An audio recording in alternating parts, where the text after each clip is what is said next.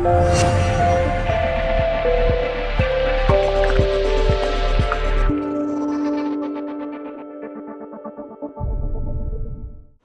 është vërtet një ditë e cila në angazhimet e Republikës Kosovës dhe Parlamentit të Kosovës për të qenë pjesë e familjes evropiane nuk është duke u trajtuar si pjesë e tillë, por është duke u eksperimentuar dhe duke sjell qytetarin e Kosovës, deputetin e Republikës Kosovës si një leck e cila influencohet nga Republika e Serbisë me aktakuzat të vjetra dhe të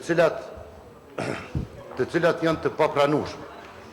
Mënyra se si reagojnë institucionet e Kosovës është edhe më e turpshme, sepse në mënyrën shumë romantike dhe dëshpëruese reagojnë ndaj veprimeve të qeverisë së Slovenisë.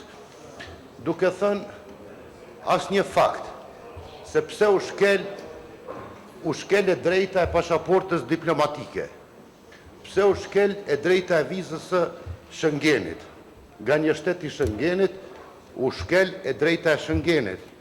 Pse nuk respektohen raportet e drejtave të njeriut, të cilat në dokumentacionin e vjetër që ekziston sot, ne nuk kemi marrë asnjëherë një formë zyrtare as nga Ministria e Drejtësisë, as nga Ministria e Punëve të Brendshme që bën angazhimet për të qenë pjesë e Interpolit.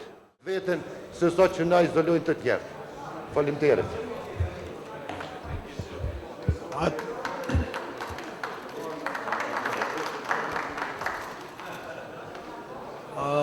Falenderit, zotri, muja emocionaliteti juj, po kalojmë të shqipat e grupe parlamentare ta kemë fjallën, për arsye se ma herët nuk kanë të lajmëruar, Adem Grabovci.